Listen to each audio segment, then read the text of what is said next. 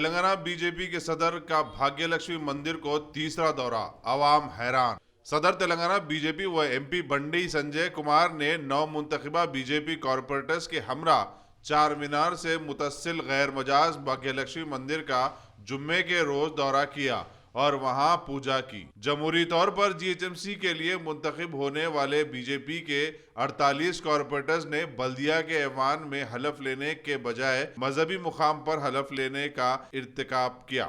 इससे साफ जाहिर है कि बीजेपी को जमहूरियत पर जरा भी यकीन नहीं है और वो मजहबी मुनाफिरत पर मबनी गंदी सियासत करना चाहती। और उससे भी ज्यादा हैरत अंगेज बात यह है कि मुसलमानों की दोस्त कहलाने वाली टीआरएस हुकूमत ने जुम्मे के रोज ऐन नमाज से कब्ल इन शरपसंद सियासतदानों को हिस्सास मुकाम पर जमा होने की इजाजत भी दे दी। बंडी संजय के मुताबिक जुम्मा उनके यहाँ मुकद्दस नहीं माना जाता है। बीजेपी के लिए जुम्मा कब से मुकद्दस हो गया? और ताज्जुब की बात यह है कि इस मेहमान नवाजी के बावजूद बंडी संजय ने मीडिया से खिताब के जरिए टीआरएस हुकूमत पर इल्जाम लगाया कि वो अक्सरियती तबके से जज्बात को मजरू कर रहे हैं। इसका मतलब ये हुआ कि टीआरएस और बीजेपी में जुगलबंदी चल रही है, जहां पर ये दक्कनी कवायद साबित होती है कि तू मारे जैसा कर, मैं रोए वैसा करता हूं। और बंडी संजय ने दावा किया है कि वो हैदराबाद से एआईएमआईएम और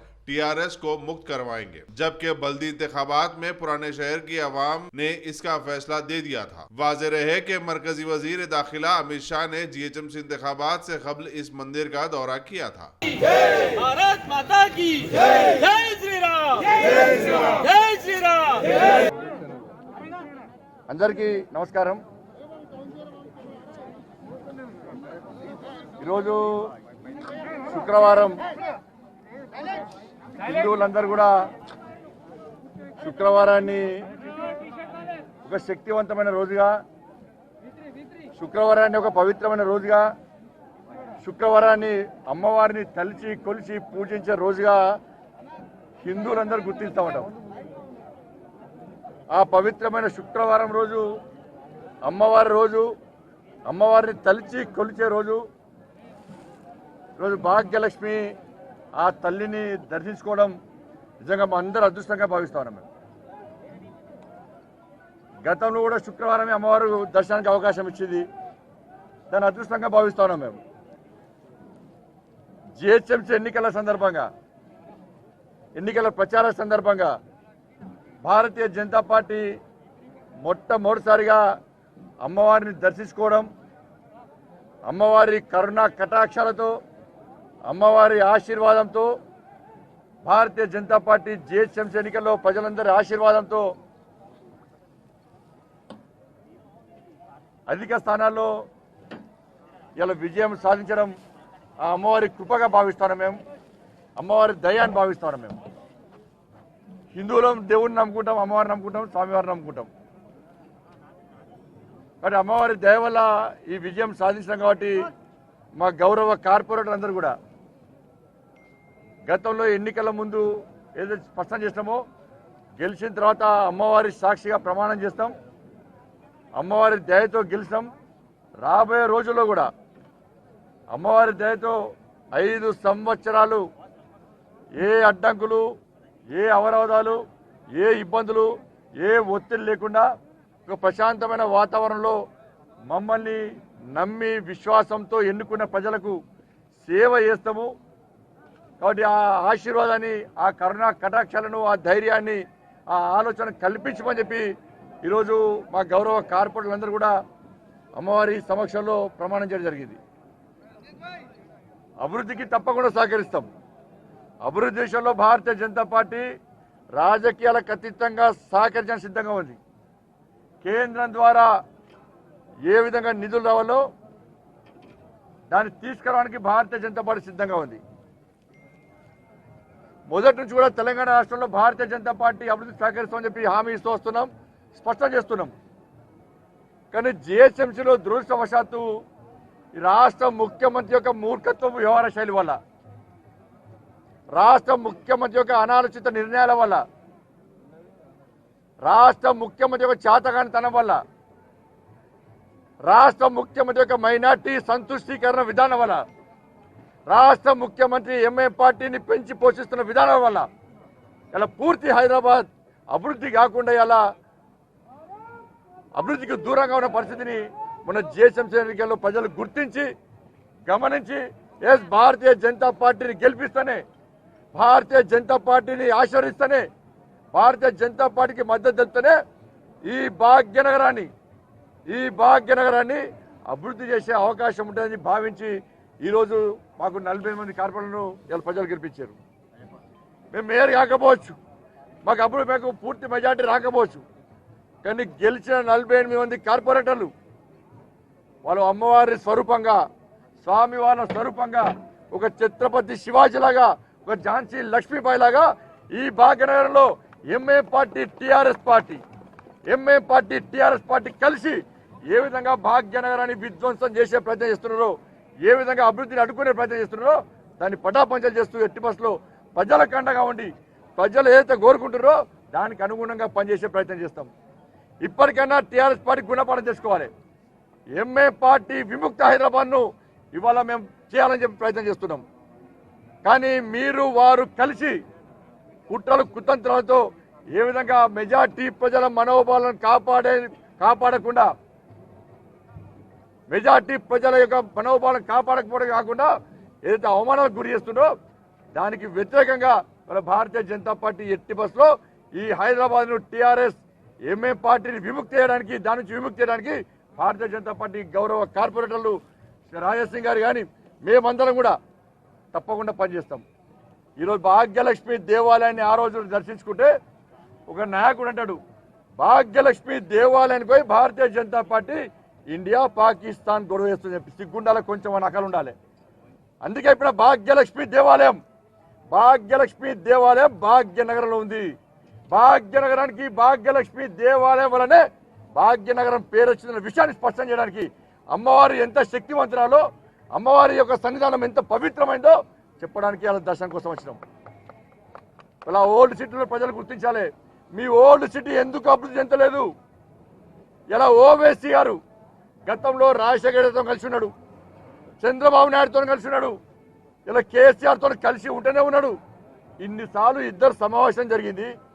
ఒక్కసారన్నా పాత బస్తీలో అభివృద్ధి గురించి ఎందుకు మాట్లాడలే అని ఒక్కసారి ఆలోచించుకోవాల్సి వస్తుంది. ఓల్డ్ సిటీ ప్రజలు, ఓల్డ్ సిటీ అభివృద్ధి ఎందుకు జరుగుతుందో ఒక్కసారి ఓల్డ్ సిటీ ప్రజలు ఆలోచించాలి.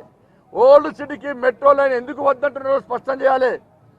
ఓల్డ్ సిటీకి కంపెనీలు ఎందుకు వస్తలేవు, ఓల్డ్ సిటీ యువకులకు ఉద్యోగాలు ఎందుకు వస్తలేవు, ఓల్డ్ సిటీ యువకులకు పాస్పోర్ట్లు ఎందుకు వస్తలేవు, ఓల్డ్ సిటీ ఇవాళ అక్రమ దుండగులకు, సంఘ విద్వేషకులకు ఎందుకు అడ్డాగా మారిందో ఒక్కసారి భాగ్యనగర్ ప్రజలు, ఓల్డ్ సిటీ ప్రజలు అర్థం చేసుకోవాల్సిన అవసరం ఉంది.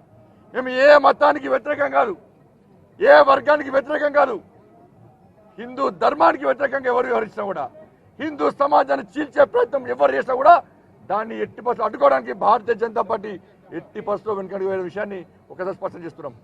ఈ భాగ్యలక్ష్మి అమ్మవారిని ఎవరైతే వివాస్వాసం చేసిరో ఒక్కసారి గుర్తుంచుకోండి, అమ్మవారి శక్తిని గుర్తుంచుకోండి. మీకేమైనా కరికాలం ఉంటే రండి, మీరు రండి, అమ్మవారిని దర్శించుకోండి.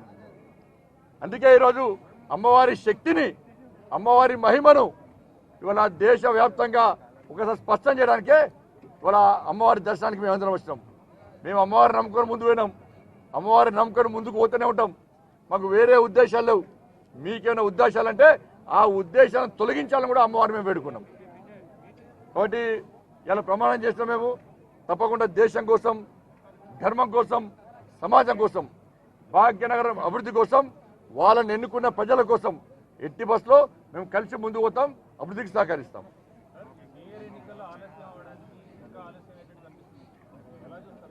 రాష్ట్ర ముఖ్యమంత్రి సమాధానం చెప్పాలి. ఆతృతపడి ఆగమాగమై వేరే పార్టీలకు ప్రచారం అవకాశం ఇవ్వకుండా, వేరే పార్టీలు గెలవద్దు, నేనే కొన్ని పోటీగాన్ని నేనే గెలవాలి, నేనే ఉద్ధరించాలి, నేనే దోచుకోవాలి, నేనే దాచుకోవాలి, మళ్ళీ ఎన్నికల్లో వంచాలి, ఇంకా సరుకునే లక్షల కోట్లు సంపాదించిన ఇంకా సరిపోలే, నేను నా కుటుంబం తరతరాలు నా తరమంతా బతికాలే మంచిగా అని చెప్పి రాష్ట్ర ముఖ్యమంత్రి ఇవాళ ఆగమాగం ఎన్నికలు జరిపాడు. కనీసం వరద బాధితుల 30 గ్రామాల్లో కనీసం నష్టపరిహారం ఇచ్చి ఎన్నికలు జరపాలని మేము కోరినాం. అయినా కూడా రాష్ట్ర ముఖ్యమంత్రి మొండి వైఖరితో ఆగమాగం ఎన్నికలు నిర్వహించాడు. మరి వాళ్ళు మేయర్ ఎన్నికలు ఆలస్యం ఎందుకు చేస్తుండో ఒక్కసారి స్పష్టం చేయాలి. ఇంకా 2 నెలలు టైం ఉందట. మరి 2 నెలల టైం ఉంటే ఎన్నికలు ఇప్పుడు ఎందుకు జరిపినాను? కానీ కొనుగోళ్లు ప్రారంభించాలి. ఆ పార్టీలో ఈ పార్టీలో లేకుంటే ఎంఏ పార్టీతో అలయన్స్ ఇప్పుడే పెట్టుకుంటే ప్రజలు తిరగబడతారు. వాళ్ళకి గెలిచే మేయర్ అవకాశం వాళ్ళకి లేదు. అడ్డదారిలో గెలవాలని ప్రయత్నం చేస్తున్నారు. కానీ టీఆర్ఎస్ పార్టీ స్పష్టం చేయాలి, ఎందుకు ఆగమాగం ఎన్నికలు నిర్వహించారు, మేయర్ ఎన్నికలను ఎందుకు వెంటనే నిర్వహించలేకపోతున్నారు, వాళ్ళు స్పష్టం చేయాల్సిన అవసరం ఉంది.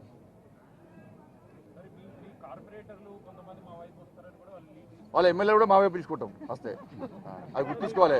ఒక్కటి గెలిస్తే 100 గెలుస్తాం మేము. ఒక్కటి గెలికే ప్రయత్నం చేస్తే 100 గెలుస్తాం, గుర్తుంచుకోవాలి. టీఆర్ఎస్ పార్టీ మా కార్పొరేటర్ అమ్మవారి సాక్షిగా ప్రమాణం చేశారు. వాళ్ళ కార్పొరేటర్ వచ్చి ప్రమాణం చేయమని చెప్పండి, వాళ్ళ ఎమ్మెల్యేని ప్రమాణం చేసి చెప్పండి, గ్యారెంటీ ఉంటుంది వాళ్ళకి. తప్పకుండా భద్రకాళి టెంపుల్ ఉన్నాయి, భద్రకాళి అమ్మవారు వరంగల్ మొత్తం ధర్మానికి అడ్డ. తప్పకుండా చేస్తాం, ఏ అమ్మవారు అమ్మవారు చేస్తాం.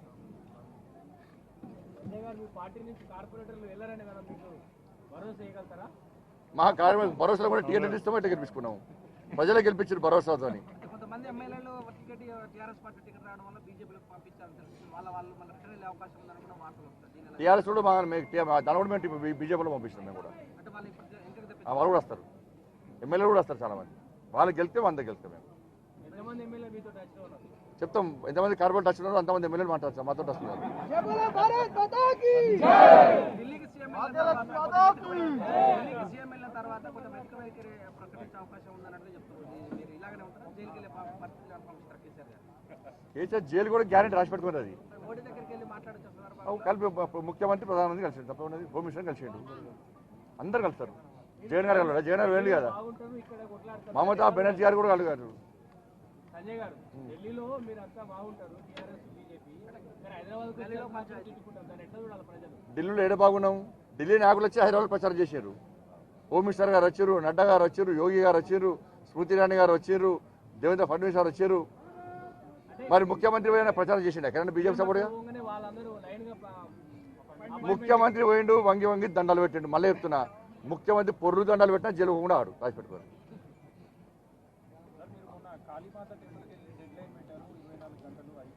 అవును, నిన్న స్పందించి నిన్న మొత్తం పూర్తి సంబంధిత తహసీల్దారులు అందరూ కూడా పోయి ఫిర్యాదు చేశారు.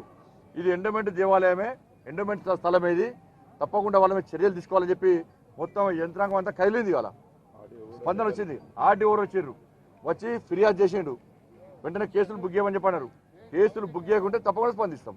కేవలం కాళీమాత టెంపులే కాదు, భాగ్యనగరంలో ఎక్కడైనా కూడా ధార్మిక సంస్థల జోలికి వస్తే, దేవాలయాల జోలికి వస్తే, ఎండోమెంట్ స్థలాల జోలికి వస్తే అదే స్థాయిలో అడ్డుకుంటున్న విషయాన్ని రాష్ట్ర ప్రభుత్వం గుర్తుంచుకోవాలి.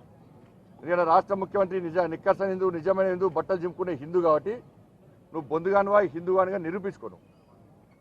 కాబట్టి వేరే స్థలాలను కబ్జా చేయాలని అంటలే మేము, కానీ హిందువుల జోలికి వస్తే, హిందూ స్థలాల జోలికి వస్తే, హిందూ దేవాలయ స్థలాల దేవస్థానాల జోలికి వస్తే, ఎండోమెంట్ జోలికి వస్తే తప్పకుండా అడ్డుకుంటాం. మాకు మేము రాలే, మేము అందుకే మా కార్పొరేట్లు డిమాండ్ చేస్తున్నారు. ముఖ్యమంత్రి ఇప్పటివరకు 10,000 రూపాయలు చాలా ప్రాంతాలు ఇవ్వలే. 7వ తారీఖు అన్నాడు, 10వ తారీఖు అన్నాడు, 9వ తారీఖు అన్నాడు. అందుకే మా కార్పొరేట్ రేపంచి ఉద్యమం స్టార్ట్ చేస్తున్నారు. ఎల్లు నుంచి 2 రోజుల వెంటనే రాష్ట్ర ప్రభుత్వము గత ఎన్నికల ముందు అయితే వాళ్ళకు మెజార్టీ వచ్చింది, మాకంటే ఎక్కువ స్థానాలు వచ్చినాయి, మేయర్ అవుతామని వాళ్ళు అంటున్నారు. కాబట్టి 10,000 రూపాయలు వెంటనే అధికారంలో రాష్ట్ర ప్రభుత్వం ఉంది కాబట్టి వెంటనే 10,000 రూపాయలు ఇవ్వాల్సింది.